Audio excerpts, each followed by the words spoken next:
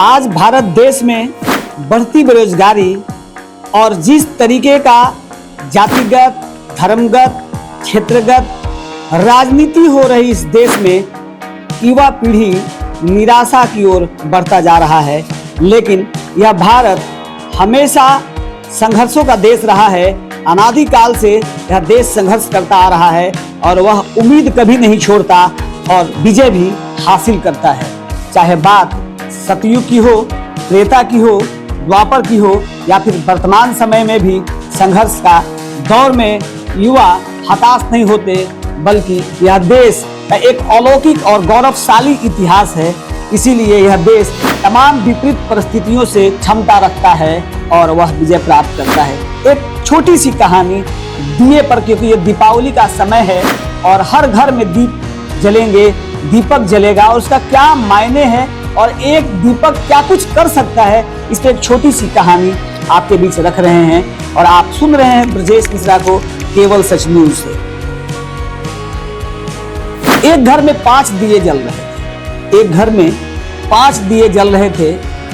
एक दिन पहले दिए ने एक दिए से कहा कि इतना जलकर भी रोशनी, मेरी रोशनी को लोगों को कोई कदर नहीं है, तो बेहतर यही होगा कि मैं बुझ जाऊं, क्योंकि मेरी रोशनी से अगर किसी को लाभ ही नहीं है तो बुझ जाना ही ज्यादा अच्छा है। वह दिया खुद को व्यर्थ समझकर बुझ गया। जानते हैं वह दिया कौन था? वह दिया था उत्साह का प्रतीक। वह दिया उत्साह का प्रतीक था। यह देख दूसरा दिया जो शांति का प्रतीक था कहने लगा, मुझे भी बुझ ही जाना चाहिए, क्योंकि निरंतर शांति की रोशनी देने के बावजूद इस देश में लोग हिंसा कर रहे हैं। जातीय हिंसा, राजनीतिक हिंसा, धार्मिक हिंसा, शैक्षणिक हिंसा, कई तरह की हिंसा कर रहे हैं। इसलिए मेरे दिए से जो शांति की रोशनी जा रही है वह कोई काम नहीं कर रहा है, तो मुझे बुझ ही जाना चाहिए। और शांति का दिया बुझ गया। उत्साह और शांति के दिए के बुझ जाने के बाद जो तीसरा दिया हिम्मत का था, वह हिम्मत भी दम तोड़ने लगा। उत्साह, शांति और हिम्मत के न रहने पर चौथे दिए ने बुझना ही उचित समझा। और आप जानते हैं वह चौथा दिया कौन था? वह चौथा दिया समृद्धि का प्रतीक था। समृद्धि के मतलब आप समझते हैं।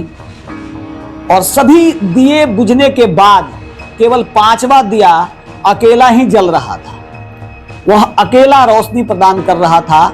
हालांकि 5वां दिया सबसे छोटा था, मगर फिर भी वह निरंतर जल रहा था और रोशनी प्रदान कर रहा था। तब उस घर में एक लड़के ने प्रवेश किया और यह देखा कि इस घर में सिर्फ एक ही दिया जल रहा है। लेकिन वह लड़का भारत देश का युवा है।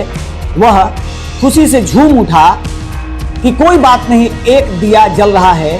और वह 4 दिए बुझने की वजह से वह दुखी नहीं, बल्कि खुश हुआ कि एक दिया जल रहा है जिससे हम आगे अपना काम कर सकते हैं।